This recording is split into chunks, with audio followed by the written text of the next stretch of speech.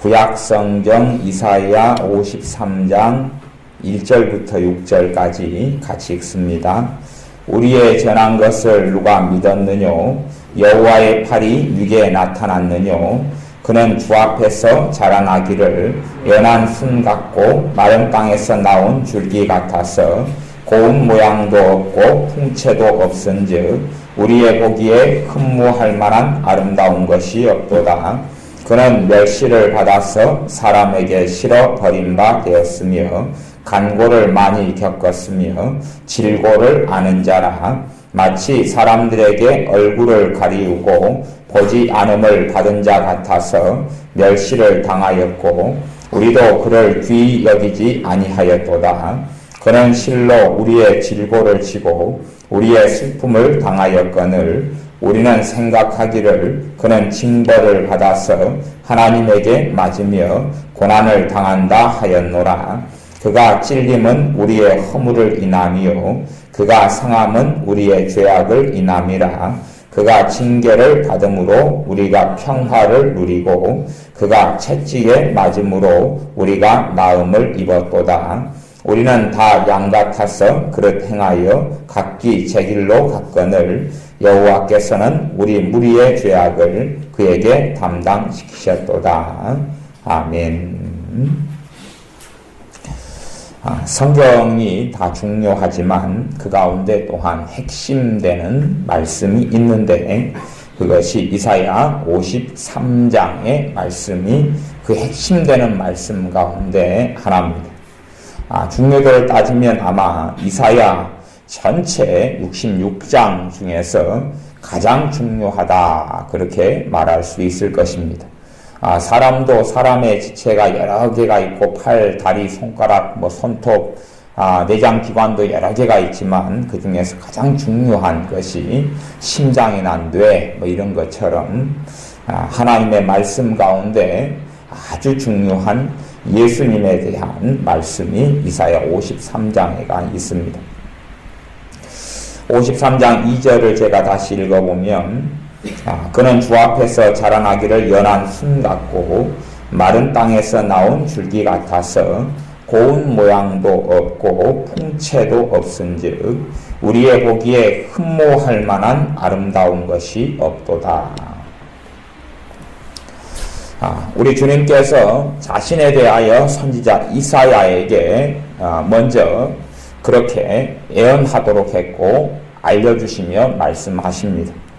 하나님으로 계실 때의 자신이 아니라 우리의 죄를 짊어지고 사람의 몸으로 태어나실 자신에 대하여 먼저 계시해 주신 것이 이사야 53장의 말씀입니다.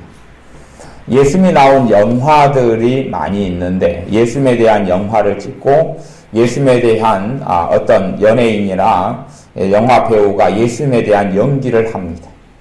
그런데 그런 연기인들을 보면 굉장히 풍채도 좋고 아름답고 멋있고 잘생겼습니다.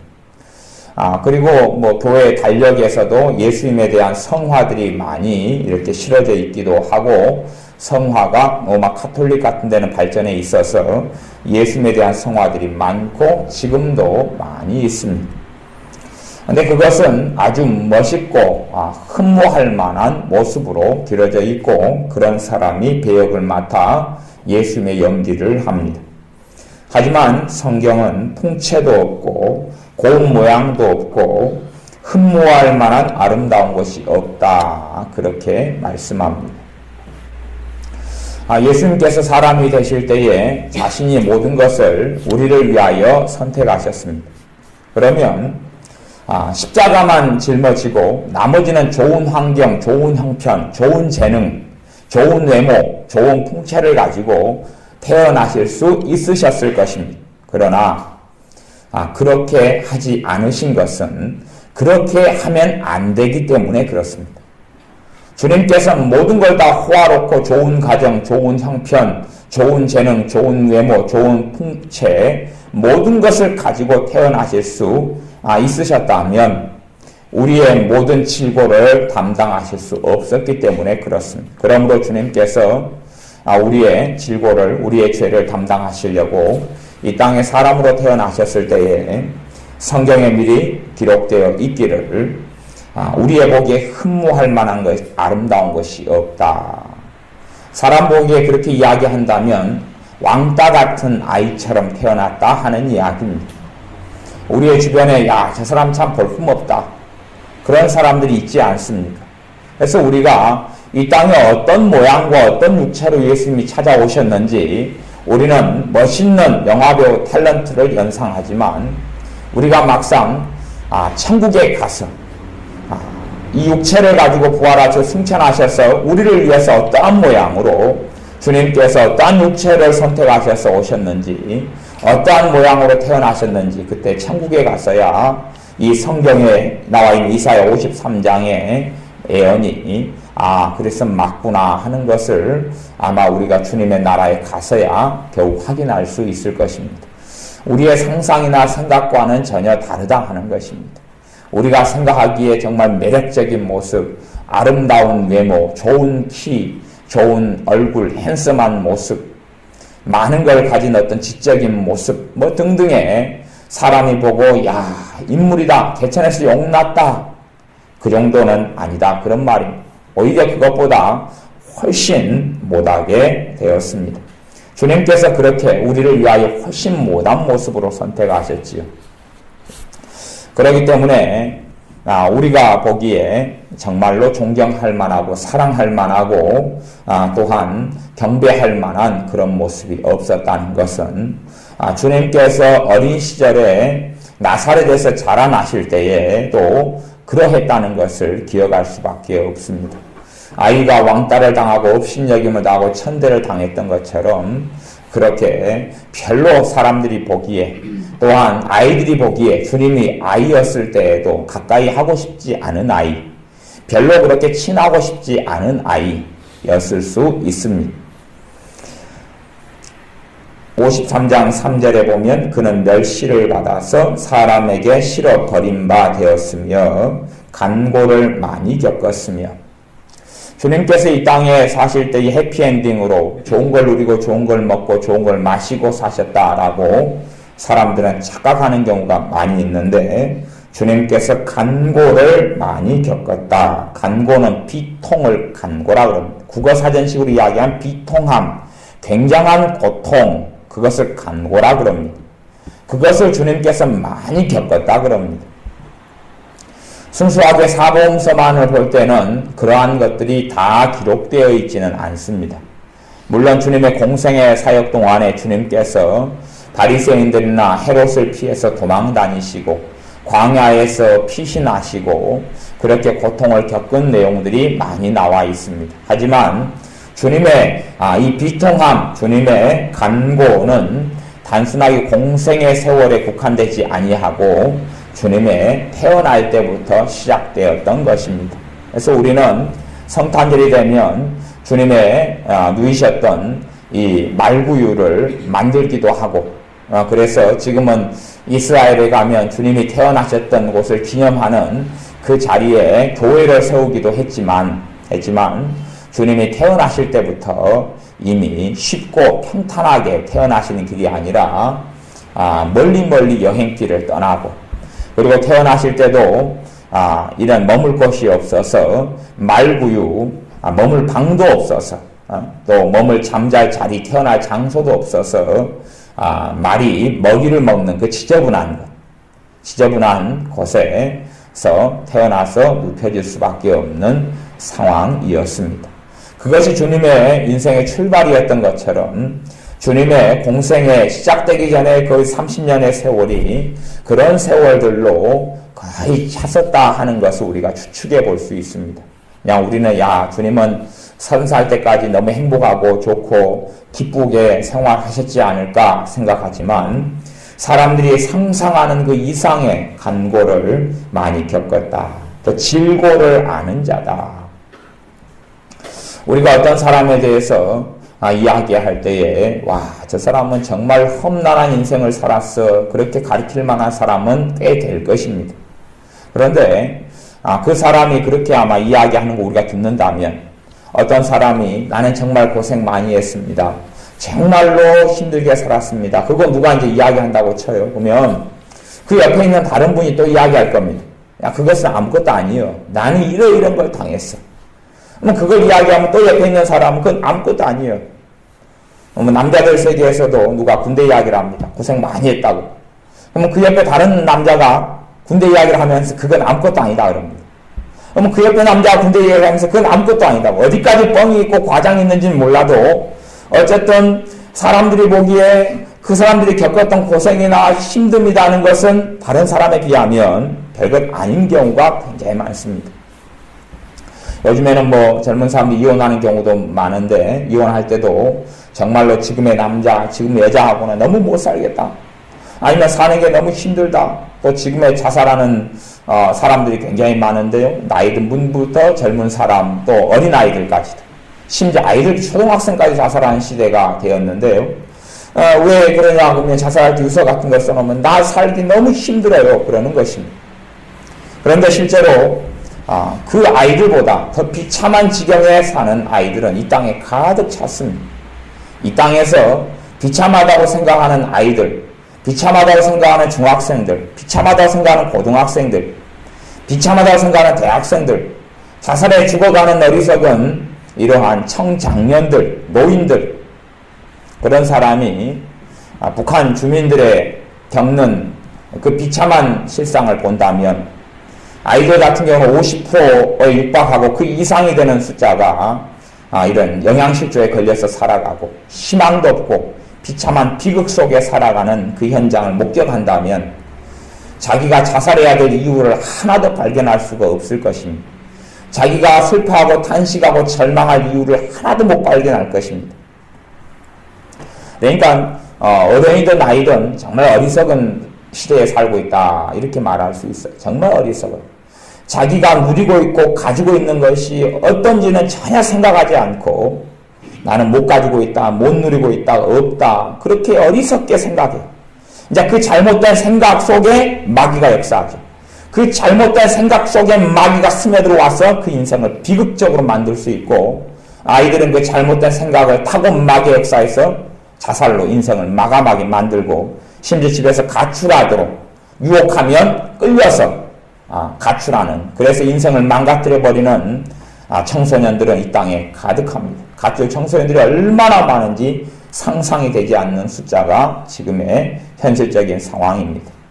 젊은 사람들도 경제가 어려우니까 내가 장래가 없다. 나는 너무 슬프다. 비참하다. 그렇게 생각하고 착각하지만 다른 사람, 자기보다 더 어려운 사람들이 얼마나 많고 자기들이 쥐고 있고 손에 잡고 있는 것이 얼마나 많은 줄은 상상하지 못합니다. 하지만 그 사람보다 더 우리 주님께서는 질고를 아시는 분이다. 질고를 안다는 이야기는 지식적이가 아니라 그 질고 속에서 사셨다 하는 이야기입니다. 그 고난과 고통 속에서 사셨다 하는 이야기입니다. 단지 공생의 세월만이 아니라 주님이 이 땅에 사람으로 계시는 33년의 전 세월 동안 질고 속에서 사셨다 하는 이야기입니다. 예수님의 영화를 보면 최근에 몇 년 전에 나왔던 패션 오브 더 지저스 크라이스트 이런 영화는 주님의 공생의 세월에 맞춰져 있지만 중간중간에 보면 주님께서 목수 시절에 얼마나 행복했는지 이런 장면들을 많이 삽입을 시키는 것을 봐요. 그래서 공생의 세월은 비참했고 그 전에 30살 때까지는 행복했다 이런 생각을 많이 주입해 주는데 이사야 53장은 그렇게 이야기를 하지 않습니다. 질고를 아는 자라 마치 사람들에게 얼굴을 가리우고 보지 않음을 받은 자 같아서 멸시를 당하였고 우리도 그를 귀히 여기지 아니하였도다. 멸시를 당하였다. 주님께서 멸시받는 인생을 살아오셨다 하는 이야기입니다. 공생의 세월 동안에 주님의 말씀을 듣고 치유되고 은혜받는 사람도 있었지만 끊임없이 주님을 멸시하고 죽이려고 했던 사람들이 끊임없이 있었고 또한 공생의 세월 전에도 주님을 멸시하고 그리고 주님을 귀히 여기지 않는 사람들은 가득하였습니다. 우리의 인생은 우리가 직장에 가서 나를 괴롭히는 사람 한 명만 있어도 직장생활 하기 힘들다 그러는 시대가 지금의 시대입니다. 아니면 어디 사람들 가운데 또 학교에 가면 나를 괴롭히는 친구가 한두 명이 있다면 그 아이는 살기 너무 힘들다고 그럽니다. 하지만 주님께서는 그러한 삶을 상시적으로 살아오셨다 말씀합니다. 누구 때문에요? 우리를 사랑하시기 때문에 그렇습니다. 우리의 죄를 짊어지고 담당하시려고 그렇습니다. 우리의 고통과 질병을 담당하시려고 그렇고 우리를 구원하시려고 그 길을 자원하여서 걸어가신 그 길입니다. 아마 주님께서 이 땅에 흠모할 만한 풍채를 가지고 오시고 사람들이 인정할 만한 것들을 쥐고 있으셨다면 또 높은 지위와 재능을 가지고 있었다면 아마 그렇게 더 힘들게 사셨을 겁니다만은 주님께서 이 땅에 가진 것이 하나도 없이 오셨고 그리고 모든 삶에 있어서 누릴 것들 누리지 않고 우리를 위해서 공생의 세월을 사셨다는 것을 우리는 반드시 알아야 됩니다.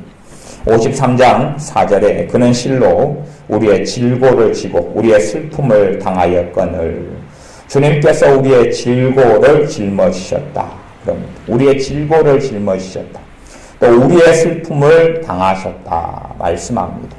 주님께서 우리의 질고를 짊어지셨고 우리의 슬픔을 당하셨다. 하지만 우리는 생각하기를 그가 자기 잘못 때문에 그렇다. 그렇게 우리는 생각한다. 그것이 그 시대의 많은 사람들의 생각이었습니다. 주님이 십자가에 달리실 때도 자기 잘못 때문에 그렇다. 그렇게 어리석게 생각하고 말하는 사람들이 많이 있었습니다. 주님께서 우리를 위해 질고를 지고 슬픔을 당하셨기 때문에 사실은 우리가 지금 현재 누릴 수 있는 게 굉장히 많습니다. 5절을 보면 그가 찔림은 우리의 허물을 인함이요 그가 상함은 우리의 죄악을 인함이라 그가 징계를 받음으로 우리가 평화를 누리고 그가 채찍에 맞음으로 우리가 나음을 입었도다. 그가 채찍에 맞음으로 나음을 입었도다. 계속하여 이제 반복되는 말씀인데 그 말씀 가운데서 우리가 많이 생각해 보아야 될 것이 꽤 많이 있습니다. 우리 지금의 신자들이 하나님의 많은 은혜를 누리지 못하는 이유가 꽤 많이 있는데 그 중에서 신자가 하나님의 은혜와 사랑을 누리지 못하는 이유 중에서 정말로 핵심적이고 중요한 이유다. 그렇게 꼽아서 말한다면 그가 채찍에 맞음으로 우리가 나음을 입었도다 하는 말씀을 가지고 그것을 좀 생각해보고 말해본다면 우리가 질병에 걸리고 아파하면 하나님 내 질병을 고쳐주십시오. 그렇게 우리는 기도를 합니다. 그렇게 기도를 하고 고쳐주시기를 많이 열심히 탄원하고 있을 수도 있습니다. 아니면 어떤 어리석은 사람들은 잠깐 동안 고쳐달라 기도해놓고 고쳐질 줄로 기대하고 안 고쳐지면 실망하고 왜 안 고쳐지냐고 원망합니다. 그건 다 대부분 어리석음으로 판명나고 말 것입니다. 고쳐주려면 여러 가지 이유가 성경대로 있어야 되는데 하나는 믿음의 기도가 있어야 되고 또한 교회 장로들을 청하여서 함께 기도하는 합심 기도가 또한 필요하기도 하고 무엇보다 중요한 것은 예수님의 이름으로 손을 얹고 기도하는 것이 될 것입니다. 예수님의 이름으로 말하고 선포하는 기도가 될 것입니다. 질병에 있어서 사람들은 굉장히 열심 있고 힘 있는 기도로 병을 고쳐보려고 그러지만 실제로 그것보다 더 중요하다 할 수 있는 것이 내가 가령 1시간을 열심히 진땀을 흘리고 기도를 했다고 쳐요. 그런 다음에 1시간에 그 땀 흘린 기도하고 그 다음에 병하고 바꾸려고 그래요. 1시간에 땀 흘린 기도로 대가를 치렀기 때문에 병이 고치지 않는다고 생각한단 말이죠. 그런데 사실은 거의 고쳐지지를 못합니다. 그 이유는 그것이 사실이 아니기 때문에 그렇습니다. 우리가 열심히 기도해서 병이 고쳐지는 건 사실입니다. 아니면 은사로 성령의 병 고치는 은사가 역사하면 열심히 기도하지 않아도 간단하게 손 얹음으로 명령하고 선포함으로도 그냥 고쳐집니다. 그냥 고쳐져요. 그것이 왜 그러느냐 그러면 주님께서 우리를 위해 채찍에 맞으셨기 때문에 그렇습니다. 그러니까 우리가 병이 고쳐지는 이유는 내가 열심히 기도하는 것 때문이 아니기 때문에 그렇습니다.